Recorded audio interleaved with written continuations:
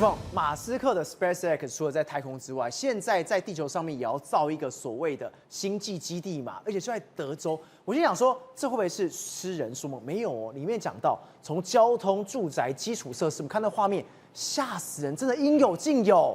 Elon Musk 真的是太狂了，他有没有办法在我们有生之年呢，把人类送到火星还不知道。可是呢，他已经霸占了我们地球的一个天空，跟地球一个真正的一个城市。哎，你知道吗？过去来讲的话，他要发射要测试在哪里？在德州有一个地方，而这个地方过去来讲的话叫什么名字？叫做 Boca Chica。现在来讲的话，经过投票，你知道吗？几乎是90%答应说我们要变成一个新的城市，我们要变成 Starbase。过去来讲，它就是一个荒地。然后呢 ，Elon Musk 把他的SpaceX 给拉过来之后，在这边做什么事情？做测试，然后做火箭的一个发射。可是4年前他讲的一件事情，他就说呢，我受够了，你知道吗？每次我们要发射火箭，然后呢，很多的主管机关就告诉我们说，你这个火箭发射啊，然后你的振动频率啊，然后呢，你这个东西掉下来之后呢，你会不会打到海龟？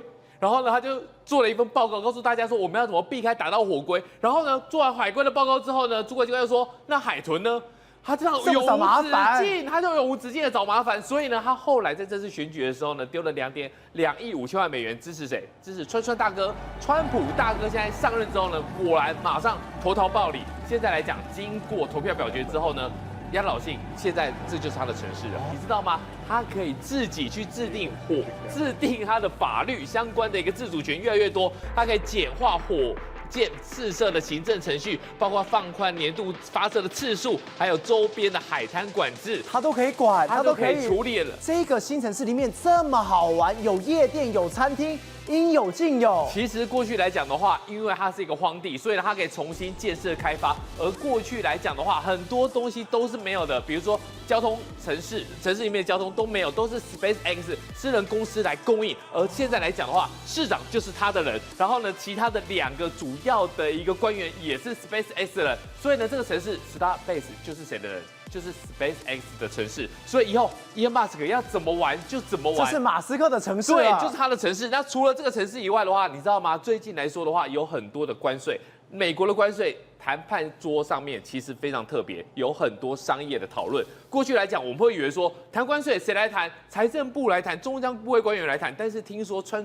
大哥的关税谈判有很多商人直接告诉你说你该做什么事情。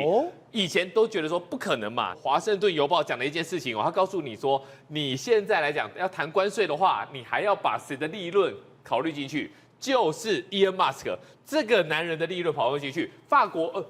非洲有一个小国叫赖索托，它的关税被课50%。对，50%是什么概念？给大家一个小小的一个概念。如果有一个关税是50%，就是你这生意不用做了，不会有人去清关，不会有人去提货，不会有人给你下订单。那如果你赖索托，你不要这50%的关税，要怎么办呢？华盛顿邮报爆料了，你必须要打开你的心胸以及你的天空，因为你要让 Elon Musk 他的这个低轨卫星来弄，所以呢，要让马斯克的 Starlink 进去。对，你的星链计划，你必须要给他来使用。然后过去来讲的话，大家觉得说，这是主权的问题，在关税的大刀之下，没有任何问题，跟关税没关系。所以呢，你看到现在来讲的话，你在索马利亚、在刚果、在孟加拉、在巴基斯坦跟越南等地，你都要进入，代表什么意思？代表你的星链计划以后在关税大刀的帮助之下，就是通行无阻了。对，所以你可以看到说，在他赌对了之后，在这个新创事业来讲的话，根本就挡不住了。新创事业这些太空事业来一路发展，那你在新的太空事业做的这么犀利的情况之下的话，我们可以看到了22年来首度这一个普惠公司呢，竟然开始怎么样？开始罢工 ，I am on strike， 直接告诉你大家我在罢工。很多人讲说你这个普惠公司，你罢工就罢工，为什么会引起这么大的一个震撼？你知道吗？普惠公司它是做什么的？其实它是2家公司合在一起变成普惠，它是做 F-35、波音还有 Airbus 空中巴士的发动机。如果它罢工了，没有人可以做发动机。不只是民间，连军用都有关系。那为什么会有这个呢？其实又跟关税有关系。对，因为如果你按照现行关税的话，那它的母公司来讲的话，要赔8.5亿的美元的利润利益 profit 就没了，没了的话就会弄到员工的薪资跟他的退休提拨以及他的奖金计划，但是这些员工就马上上街头，就说，不管怎样，你就是不能砍到我，你就是不能动到我的福利。问题是，这就是两相对比。当 Elon Musk 的新创公司已经要飞上天际，甚至呢，我们可以讲个比较难听的，已经圈了一个地，变成自己的城市，然后这边还在罢工，对你还在罢工，所以呢，你这样子此消彼长情况之下的话，恐怕会造成很大的一个差距。你觉得罢工的还有什么？澎湖的无人机原本是要弄什么？弄一个 Snoopy 到最后变成弯腰折腰的 Snoopy 了。对，照没错，我们一直在讲说台湾要积极发展无人机哦，要脱离所谓的去中化，但这时候呢出现一个大问题，台湾呢只剩2个厂商，但澎湖花火节没办法赶着用无人机啊，所以干嘛应急？因为最好的那一家已经来不及了。来，各位，所以你现在看到，我请问一下各位观众朋友，来1、2、3哦，不准想，这是什么东西啊？看不出来啊，你根本不知道他用什么。各位，我跟你报告好不好？他是 Snoopy and Charlie。OK， 到底谁是 Snoopy， 谁是 Charlie， 我都搞不清楚状况了。左边的是 Snoopy 还是右边的 Charlie？ 赶快看不懂啊！灵魂拷问，哪里是头，哪里是脚？你根本分不出来，你只知道有东西一直在颤抖，一直在颤抖。有人说，哎呀，看到这个 Snoopy 就可怜的，卡揪筋呐，标 N 哦，标 N 跟卡揪筋哦，我都心里想说，这位观众朋友你太厉害了，因为我根本看不出来它是什么，好不好？而且各位啊，你不要说我们这是民众自己拍的，在委屈他哦，这是官方播的。来，你有没有看到这个 Snoopy 脆狗狗啊？哦，然后偎在查理的身上，不讲，我还以为是什么战损史努比，可能是呢在战况过后呢，史努比已经这么哀叫，然后一命呜呼，然后查理赶快跑去抱住他，安慰他，甚至是呢有观众朋友在看这个画面的时候，用手机去拍。一架，就这样从天空掉下来。那当然有个人去问啊，说你厂商到底在干什么？为什么会造成这样？就后来发现了，的确你要在那边怪说要去中化也没有关系，但是你的得标金额跟你的押标金才是大问题。对，他们给的这家厂商资本额只有300万。那最后面呢？后来发现说得标金额是1500万，那理论上好歹你押标金也要押个100万、200万，对不对？他说没有，零押标金，所以赵和啊，你不要以为看到这个画面哦很悲催，不对哦，看到赚到。你知道为什么看到赚到吗？他现在说我不演了，厂商说现在我不演了，就是我这一场演完之后我就不再演了。他就不做了，他就不要接了，就我不干了，我就直接废掉。所以花火节没有了，各位好不好？你现在再继续笑这些画面，他说你在笑啊，在笑啊，你都看不到啦，仅此一场，别无分号，所以再也不表演了。所以他们讲说你到底在搞什么东西啊？但是我讲无独有偶，台东也是一样，他们有一个国际地标说要开幕，他们讲我也不知道是什么地标啦，就一个叫做繁星光里，他们要去表演这个新的台东的国际地标，结果没有想到呢，在安排的时候呢，你知道吗？当天要表演哦，来哦，各位很漂亮哦，来1、2、3，来大家准备，然后天空一片漆黑，是无人机吗？最怕空气突然变得安静。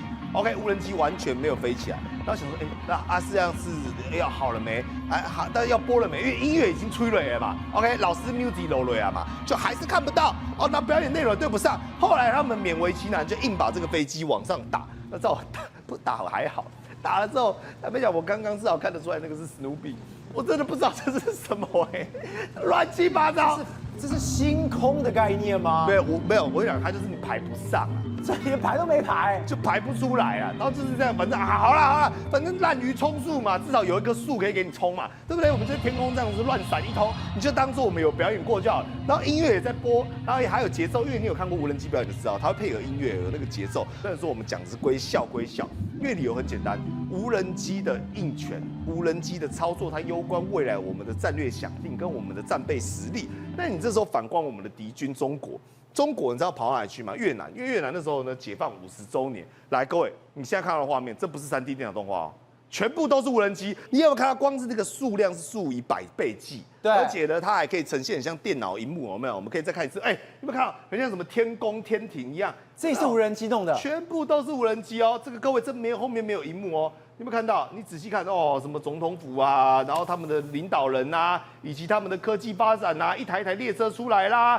，50周年啊，连难啊，然后上面那个游标，你如果用手机看，你还会想要去点一下。你看人家我们讲做到这种地步，当然啦，代表它的量跟大，跟它有这样的经验，甚至是呢，中国在酒泉这个地方哦，因为他们要发射所谓的卫星，那为了要庆祝所谓的发射卫星的这个高光时刻啊。又来了，什么东方神舟了，东方天舟了，反正他们最喜欢来这一套。但是你不得不称呼，赵尔，你有没有看到刚刚那个所谓星体运行的轨迹跟轨道，还有整个我们讲的太阳系，然后一层层交叠3D 立体的，这全部都是无人机在变换的。而且最厉害的是什么，你知道吗？他先用无人机模拟这种我们讲火箭发射的场景，就发射出去之后呢，再让这个卫星脱离这个火箭。但我真正想要跟各位观众朋友讲的是当你看到你的敌人已经做到这样子，对不对？虽然我们很常在笑中国，但你不需要反思，台湾的确要去中化，但我们的无人机产业也必须要急起直追。志彤，我们刚刚谈到了，中国的无人机真的不简单，360是什么？他们另外一个骄傲是什么？是比亚迪。对，那比亚迪，我们看到这个画面，吓死了，大门怎么会突然塌了？塌了之后还压伤人了。对，没错。事实上，中国的骄傲除了刚才你讲的无人机之外，他们的电动车也是个骄傲啊，尤其是比亚迪。比亚迪目前是全世界卖电动车最多的一个国家，最多一个公司，它已经赢过了特斯拉。可是问题是，好啊，你公司是世界第一的电动公司，问题是你在这个广东中山有一个大门这是他们的工厂哦，就没想到，因为这几天刚好有下雨，那下雨来说的话，就没想到，就雨也没有很大啊，就没想到，突然之间轰一声的时候，你看他那个门就倒了，就像倒下来。这是他大门大门我们就说是一个公司的门面，就没想到就这样倒了。就当然雨也没有很大，当时也没有下很大雨，就没想到就倒了。人家就说你这个怎么一回事？而且他还压伤了整个员工。那因为你要说，如果这个是年久失修，那或许还说得过去。他们说没有，根本没有年久失修啊。他们这个才建成几个月的时间，没想到几个月这么小的雨，就弄成一个你就这样倒了。对，弄个胜利这样的状况，人家就说什么啊，这个大门看起来就有偷工减料，那何况是车？人家就这样讲。我跟你讲。如果是特斯拉出现这样的状况，你会对它品质会很会，一定嘛？你就没想你是比亚迪怎么会这个样子呢？所以人家就开始质疑它。好，那你要说，那这好像只有发生在这个中国，也没有，它在海外也是这样。5月2号的时候，在辽国的万象，它有一个他们的汽车展览间，就汽车展览间突然就出现大火。那如果出现大火说，因为在万象来说，好不容易有盖这种比较高的大楼，因为万象大部分都是平房。就是盖这个展览间，这个展览间他们也是当地可能装潢比较好的房间，就没想到突然出现大火。那出现大火的时候，后来就扑灭。那扑灭的时候，人家就说怎么会出现大火？里面都是车，怎么会这个样子？就后来呢，这个祸首直指什么？直指可能是比亚迪的电动车，没有人开，然后突然起火，然后就烧成这样。那为什么这样？因为它可能在电池的组装不好的时候，可能它有电池液流出来，电池液流出来之后就会短路，短路的时候就发生火灾。那因为电动车一旦烧起来的话，它那个温度相当高，燃烧的状况会非常非常严重。好，那除了这个万象这个一个状况的时候，我们前阵不是说吗？辽国比亚迪的这个工厂的时候，不是也被人家踢爆吗？说这是比亚迪工厂，你可以试想。照如果我跟你说这是这个垃圾场，你也相信对不对？但是我跟你说这不是垃圾场，这是他们的工厂，这是比亚迪的工厂啊！比亚迪工厂居然是这个样子，就觉得你好歹你是世界第一大的这个电动车，如果特斯拉工厂弄成这样，你觉得会怎么样？大家无法想象嘛！不止这样哦，人家还进去说，不止工厂，你看这是他们的厕所，赵尔，如果你认为说。你的一般的工厂啊，你工厂的员工在这种地方上班，你觉得这个造出来的车你会有信心吗？当然没有信心啊！在他们这样脏乱的非常非常的无法忍受。所以我跟你讲，很多人都说没有错啊，比亚迪现在很厉害，但是他布局的确也遇到一些困难。除了第一个，现在人家有质疑他什么卖这个财报造假，另外还有什么？他原本这个比亚迪跟中国一个叫青山他们青山公司呢，他们准备到智利去投资这个所谓锂矿，因为这几年大家都需要锂矿嘛。那比亚迪也说，那我要往外去发展，我要投资这个锂矿。但是赵尔，你看这是锂的价格，锂的价格在这几年暴跌。那暴跌之后呢，你知道，事实上后来这个青山公司这个中国青山公司就说我们没有要投资的，因为会亏钱。那比亚迪也说，那我们也没有要投资，我们也不投资了。我跟你讲，这原本是什么？原本是中国海外一带一路的一环，就是说他们透过这种企业去投资之后，我们中国可以顺便把我们的国家影响力带到智利。就没想到因为价格暴跌之后，我也了解，他就直接抽身跑了。对，就抽身跑。那智利当地人当然觉得傻眼了。你当初承诺，当然为什么？因为什么？因为这个价格真的跌得太多，跌了90%的时候，你无论谁去生产这个锂矿，绝对都是会出现一个亏钱的状态。宏观取材，厘清真相，犀利精准，深入剖析，时刻掌握关键新闻时事，不漏接。老时段，新气象，我是钟浩和，关键时刻2.0，全新出击。